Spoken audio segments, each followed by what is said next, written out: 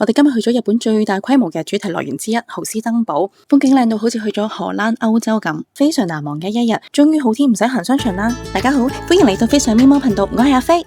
豪斯登堡咧位於長崎縣佐世保市，住福岡赤坂嘅我哋咧自駕入去就好方便啦。從福岡或者長崎市區出發開車咧，大概係個半到2個鐘。大部分路段咧都係高速公路，公路完善又車輛比較少，所以駕駛體驗咧係正嘅。開咗車大概10分鐘，途經大雄公園呢，居然俾我見到我最愛嘅冬甩店，即刻落車買。一入去，哇，有旋轉木馬，雖然咧佢就唔玩得，淨係裝飾品嚟嘅啫，但係咧睇到都已經好開心噶啦。仲有部美式風格點唱機添啊，話會唔會多咗人嚟呢度噶？第一次日本見到咧就俾呢個獅子公仔吸引入去嘅，咁買咗幾個食咧都覺得好好食，佢有好多口味嘅。不過作為粉絲嘅我咧，隨意揀啲都唔會錯噶啦。唔計買冬甩咧，我哋用咗1個鐘零40分鐘咧就到達啦。豪斯登堡嘅交通咧非常方便，可以乘搭 JR 特急列車咧直達豪斯登堡站。車站出嚟行約5分鐘咧就可以到達園區。如果幾日內咧會去多個景點咧，就可以買 JR 九州鐵路周遊券，就更加慳錢啦。買全九州或者北九州咧都可以去到豪斯登堡，可以透過以下嘅地方預訂九州 JR Pass。日本嘅列車例如由布院之森咧嘅指定席咧係需要支付額外嘅預約費㗎。呢架觀光列車咧所有座位咧都係設定為指定席，咁所以咧就算你買咗九州 JR Pass 咧，都要另外要俾多1500 yen 咧去作為一個指定席嘅預約費。呢1500 yen 咧都俾得合理嘅，因為其實佢都係屬於少數嘅觀光列車咧係可以包埋喺 JR Pass 入邊。網上係有教人搶飛嘅，尤其係旺季咧要早1個月，日本時間上晝10點咧喺網上預訂。好啦，我哋要講翻我哋嘅豪斯登堡啦。車飛、門票、住宿咧，唔同地方買會有唔同嘅組合優惠套餐。我呢度咧都係隨意撳嚟做一個舉例啫。例如多人買嘅可能係呢一個周遊券加1日嘅豪斯登堡入場門票啦，價錢咧僅作參考。要揾最平咧就要睇埋 KKday 同埋 Trip.com 咧，去睇翻自己需要去格價啦。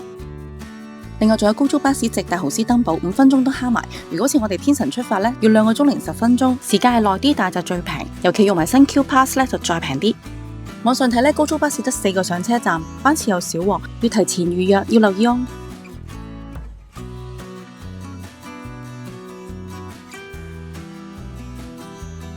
一入門口咧就有便利店，咁啊買嘢非常之方便啦，又唔使咁貴。行前少少咧有幾間餐廳，唔知係咪因為我哋遲入園咧就唔係太多人。頭先嗰間便利店咧就多人好多啦。就咁望地圖咧，未必睇得出，其實豪斯登堡咧係全日本面積最大嘅單一主題公園，總面積咧高達152公頃。我哋而家就喺入口呢一度。152公頃其實有幾大呢？香港海洋公園總面積就大概91.5公頃，咁即係豪斯登堡咧就有3分2個海洋公園咁大啦。喺現場或者官網咧都可以買到年票，同其他主題樂園一樣。如果1年入場3次或以上呢，咁就值得購買啦。除咗年飛之外咧，佢可以買2日或者1.5日嘅飛，但我相信咧最多人買咧會係1日或者半日，因為雖然佢地方好大，但係我哋去嗰日咧就唔使點樣排隊，所以1日內咧夠玩噶啦。我哋最後咧就揀咗3點先入園嘅，咁係最平嘅價錢，可以睇晒日頭嘅風景同埋夜晚嘅燈飾得嚟咧，又唔使行成日咁攰喎。有時去完景點咧，先發覺自己哎呀冇影到全體合照添。嚟到呢度咧就唔怕啦，入門口咧已經有個咁靚嘅打卡點，放部機上去就可以影張齊人嘅靚相噶啦，唔使嗌人幫手影，係咪好方便呢？快啲！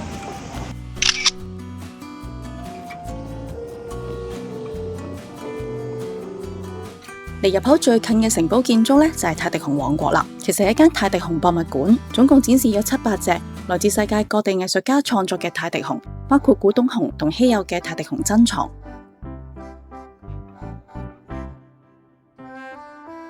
呢度咧佈滿大大小小唔同表情、樣貌、身形、裝扮嘅泰迪熊都非常之可愛，絕對係豪斯登堡嘅人氣室內景點。講下歷史先，泰迪熊誕生於1902年，源自美國總統西奧多羅斯福拒絕槍殺一隻被捆綁小熊嘅獵熊故事。華盛頓郵報政治漫畫家克利福德貝里奧將呢件事畫成漫畫。紐約玩具商米德姆夫婦咧受到呢個漫畫嘅啟發，製作咗第一隻以總統昵稱 Teddy 命名嘅毛絨熊。同年德國 Steiff 公司亦都設計出世界上第一款4肢同頭部都可以活動嘅馬海毛絨熊。泰迪熊喺20世紀初迅速流行，成為孩子們最受歡迎嘅玩偶之一。由於佢內容同精緻嘅設計，泰迪熊已經成為咗代代相傳嘅收藏品。佢象徵住愛同溫暖，係全球毛絨玩具中嘅經典。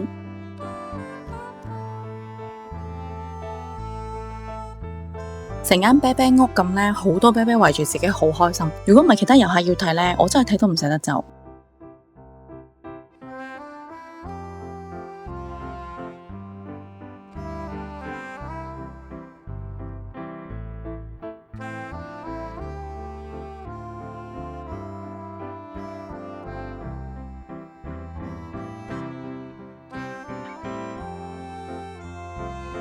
啲啤啤模型咧，好仔細咁樣呈現佢哋嘅生活俾你睇，仔細睇上嚟咧都有趣噶。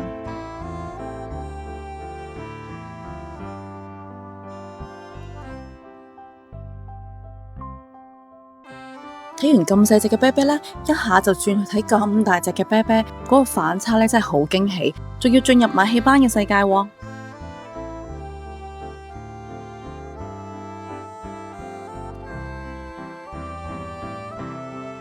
哇！呢兩隻啤啤高過我，有冇嘢攔住？嗱聲號埋去影張相先。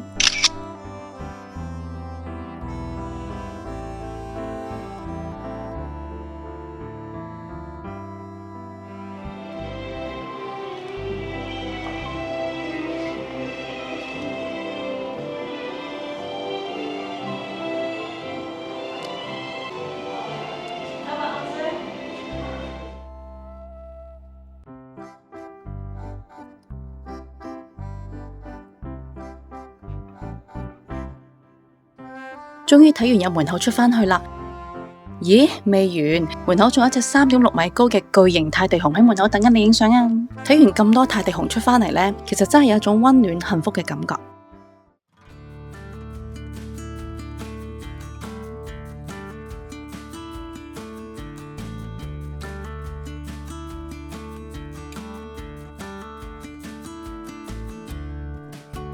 呢間係手信店，係園區入邊商品種類最豐富嘅店鋪，賣一啲豪斯登堡嘅原創商品啊、荷蘭雜貨同埋長崎蛋糕呢啲特產。條隊係排玩飛索嘅，有個牌寫排80分鐘。呢項名叫流星嘅活動係會沿住橫跨運河嘅300公尺長鋼索下滑落嚟嘅，相當驚險刺激。飛索隔籬就有得租借單車。呢度就屬於冒險樂園區，如果想租單車，仲有第二個地方去租，就係港口城嗰邊啦。呢度嘅園區巴士只要你持有當日嘅門票就可以無限次免費乘搭，主要往返迎賓大門同港口城，即係最入嗰度啦。單程就搭6分鐘啦，10至20分鐘嘅班車都好方便，尤其是遇着落雨啊或者帶老人家小朋友嚟就輕鬆好多啦。豪斯登堡源自荷蘭語，意思係森林之家。呢個名係取自於荷蘭女王居住嘅官方宮殿海牙豪斯登堡宮。因園區重現咗呢個宮殿同中世紀荷蘭街景，而且又獲得荷蘭皇室嘅授權，所以以此命名。豪斯登堡建於1992年3月，以荷蘭做主題係為咗紀念日本同荷蘭喺長期嘅長久交流歷史。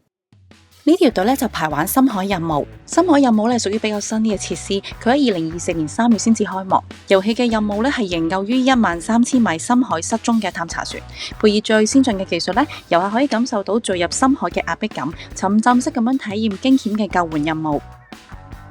豪斯登堡係日本著名嘅 VR 主題樂園，有好多沉浸式虛擬實境 VR 嘅遊樂設施，主要就集中喺娛樂設施城。當中熱門例如 VR10之家、恐龍森林等即使係平日都需要排隊。想更有效率去暢玩最好就預先下載呢個官方 App， 佢提供實時等待時間、表演時間表、電子地圖導航、路線規劃，食飯又可以直接電話攞飛，非常方便。哇！望上去鋪滿咁多彩色遮就知道佢係打卡熱點之一啦。全長約130公尺嘅天花懸掛住約700至1000把鮮豔嘅雨傘。雨傘嘅圖案顏色係會隨住季節轉換嘅，例如夏天就會有向日葵圖案啦，情人節就會變成心形雨傘。而家日頭望落去已經非常之壯觀啦，晚上配埋燈光就更加靚添。個遮柄係會有 LED 燈，燈光隨住音樂去轉換，呈現出萬花筒咁樣嘅夢幻效果。連日本女仔都好中意呢度噶。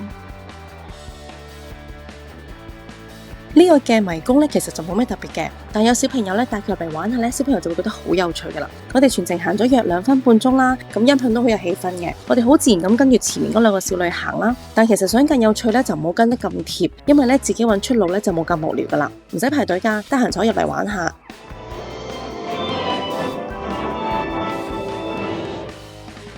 呢個都好啱同小朋友嚟玩嘅，佢就係 3D 錯視藝術館啦。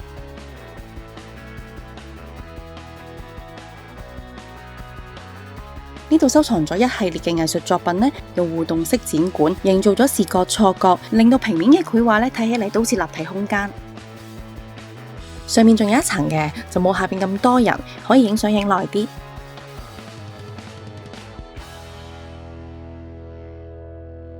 呢度好多藝術作品呢，都可以俾遊客好似入咗個畫作入邊咁，擺出特定嘅姿勢同作品互動呢，就可以拍出一啲好似跌落個窿度啊，或者俾怪獸捉走啊，又或者好似空中行走等等咁嘅奇幻效果嘅照片啊。呢幅風景畫呢，原來隱藏咗12隻動物喺入邊噶，我第一眼呢，就睇到兔仔啦，其餘呢，開估啦。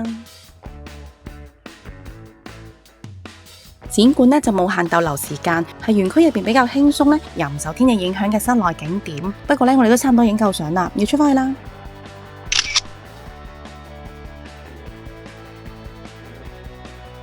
走嗰陣呢，見到連個牆壁都有設計㗎。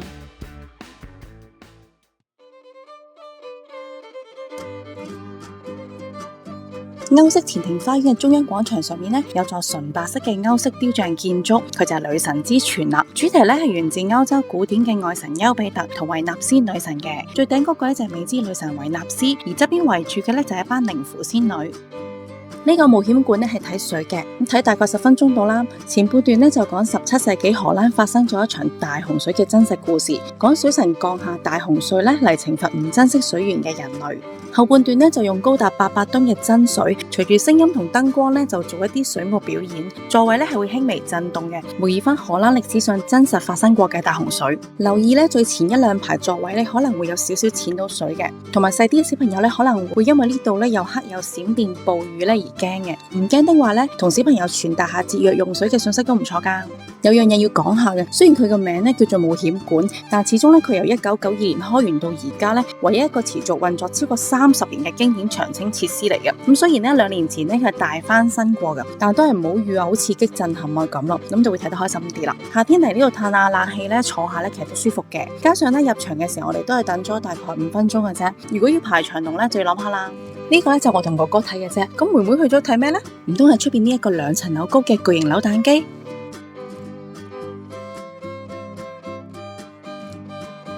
唔係，其實隔籬呢度仲吸引啊！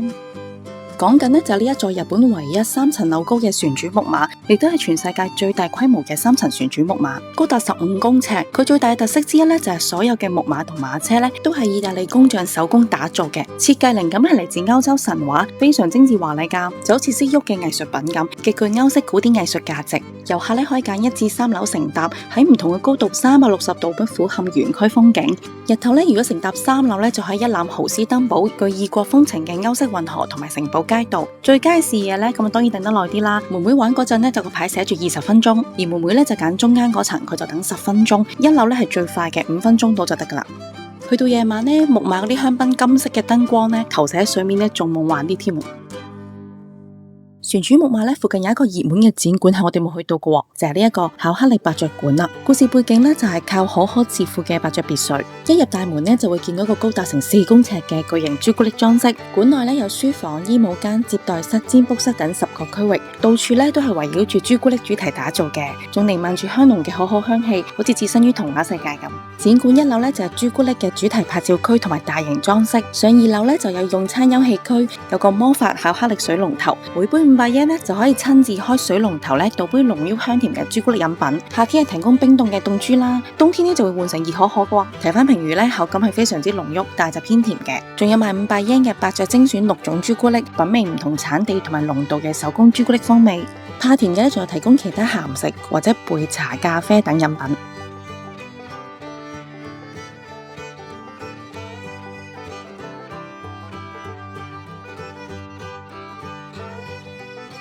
行下行下咧，就嚟到光影幻想城。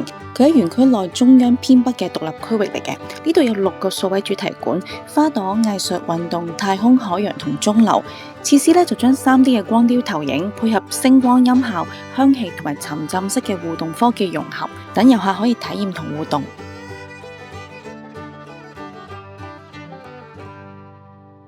光影幻想城呢度咧，其實人就唔多嘅，唔使排隊，玩翻2個主題館先。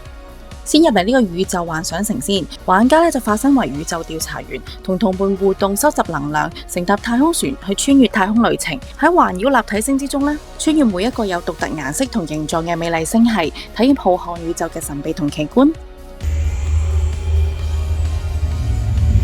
天體である銀河が數多く存在し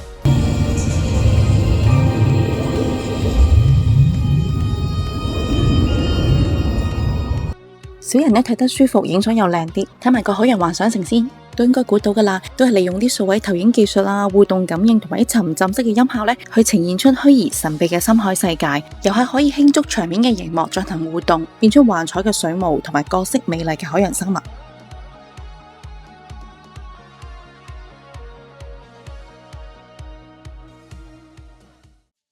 豪斯登堡咧係日本最大規模嘅主題樂園之一，係九州人氣嘅遊樂園。仿照荷蘭街道打造，有歐陸風格嘅建築，令到遊客咧好似置身於歐洲，係長期具代表性嘅歐洲風情度假勝地。園區非常之大，行起嚟咧非常之舒服，到處都係風車、四季花海、荷蘭宮殿建築、歐式運河、藝術裝飾同埋燈飾，沿路咧仲會播放住啲音樂，好有氣氛㗎。同一般嘅封閉主題公園唔同，豪斯登堡嘅設計嘅概念係建立一個真實嘅城鎮，佢冇刻意隱藏幕後嘅作業區，例如物流貨車啊、送貨員啊同埋外包廠商佢都會直接開入去園區，就好似遊客生活喺真實運作嘅城鎮咁樣。園區除咗遊樂設施之外仲會有真正嘅酒店、住宅區、博物館、商店同埋餐廳，成個一座已經獨立嘅歐洲小鎮咁。呢度唔同嘅季節都有唔同嘅面貌，好似冬季嘅幻想雪夜 show 點燈儀式咁啦，夜晚配合好多嘅燈光藝術就將呢個冬日嘅豪斯登堡就化身為白銀世界啦。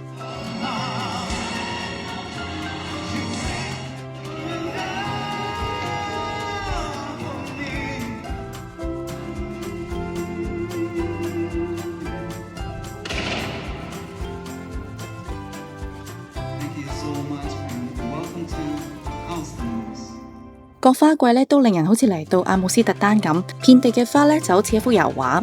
不過最靚都係春天舉辦嘅一年一度鬱金香祭，一排排紅、黃、粉紅、紫色嘅鬱金香形成荷蘭嘅花海。據講呢鬱金香多達100萬棵㗎。入夜後成個豪斯登堡都變成光之王國、燈光幻影世界。成個園區用咗高達1300萬個燈泡嚟點綴嘅，結合音樂、水霧同埋煙火嘅光影匯演就相當震撼嘅，係世界最大規模嘅彩燈盛會之一。活動仲連續13年榮獲日本彩燈大獎第1名添。煙火時間係會依據季節慶典同埋特定活動而有唔同嘅喎。除咗部分特定日外園區每晚都會舉行小型嘅煙火表演，通常喺晚上8點10分開始，歷時約10分鐘，結合水霧、燈光同埋現場演唱喺尾聲施放小型嘅配樂煙火。如果想睇大型啲嘅煙火表演就要喺週末、日本國定假日或者季節性嘅慶典，例如春季、秋季、暑假、萬聖節、聖誕節同跨年嚟啦。通常都係8點9開始，就會根據季節，例如聖誕節啦、冬季限定嘅白銀世界去升級主題燈飾嘅。夏季仲有特別嘅煙火表演，喺暑假旺季舉辦嘅，都係晚上8點9開始，燈光結合歌手現場演出歷時15至30分鐘。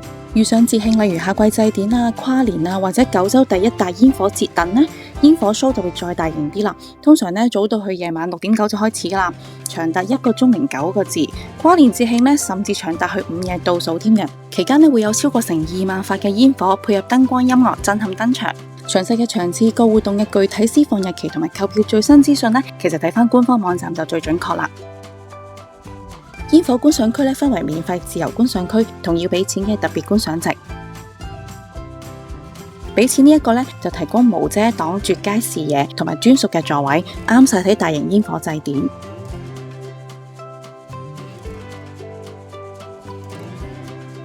如果睇完煙花覺得夜可以入住豪斯登堡園區內或者周邊嘅酒店，睇完煙花就咁行返酒店休息，咁更加最輕鬆啦。但如果諗住搭返車出去福岡博多或者長崎就要留意返尾班車時間啦。住官方酒店最着數就可以提早1個鐘頭入園，同埋你買首日嘅門票就會送第2日嘅門票。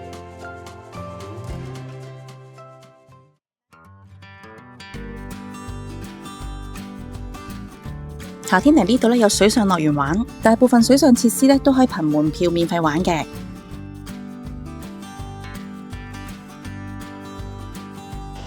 係熱嘅，雖然就嚟日落。但係好好玩嘅，冇乜人。豪斯登堡呢度好多嘢玩，係值得留到夜晚睇埋個煙花，作為樂園一日遊嘅最尾活動呢，咁其實係非常精彩難忘嘅。但係我哋就冇留到咁夜啦，到咗黃昏，我哋玩埋個摩天輪就走咯。豪斯登堡賣點係勁多好靚嘅風景，可以影到好多靚相。園區地方非常大，遊客又唔多喎。多達40種嘅遊樂設施同互動景點，好多都唔使點樣排隊嘅，要排通常都係20分鐘內啦。冇迪士尼同環球影城嘅先進刺激恐怖嘅機動遊戲，令到有啲人可能會覺得豪斯登堡有啲悶嘅。但呢度嘅賣點正正就係環境氣氛悠閒舒適，好啱中意靜態同埋唔使趕行程嘅遊客。講下我哋啲閒話家常先。我一到日本就同哥哥講，我成個行程最期待就嚟豪斯登堡，因為好靚好似去咗歐洲咁噶。咁哥哥就問啦，咁點解唔直接去歐洲啊？鬼唔知咩？咁但係歐洲貴啊嘛，同埋邊有咁長嘅假呢？我從計劃行程一睇網上就已經上嚟噶啦。嚟到覺得地方比想象中大同埋靚。我最深刻嘅就係3層旋轉木馬，實物真係好夢幻。之後睇翻多啲資料，其實發覺豪斯登堡都有好多設施我都未去到玩嘅。我主觀地覺得好好玩，好值得我搭棍馬車嚟噶。豪斯登堡有外國風景，而又特別地融入咗日本嘅乾淨同埋秩序感。如果你係已經喺北美或者歐洲嚟日本旅遊呢，或者覺得去日本要去一啲日式嘅地方呢度就唔係太適合嘅。其實呢度最適合就有小朋友嘅家庭同埋情侶嚟。我覺得最唔適合嘅就係全男班，尤其是後生仔添。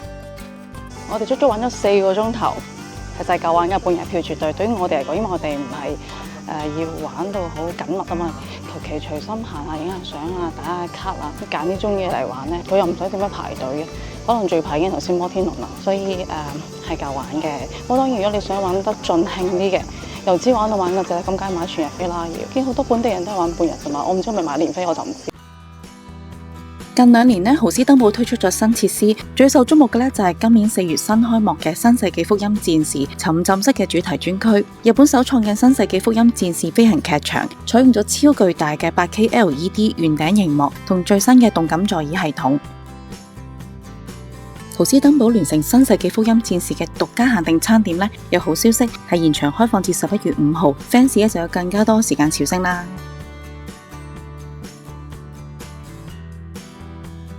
豪斯登堡海牙酒店亦都推出咗主題客房，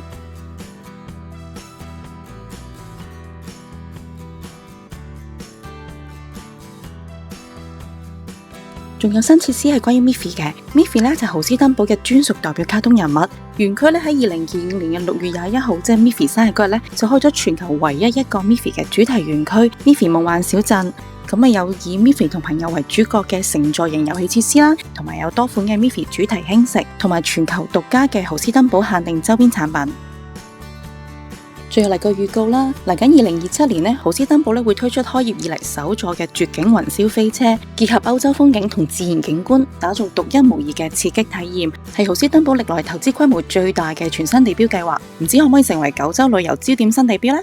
去過嘅朋友不妨留言講下感受啊！你覺得悶啊，定係一日都唔夠玩呢？新設施有冇吸引力呢？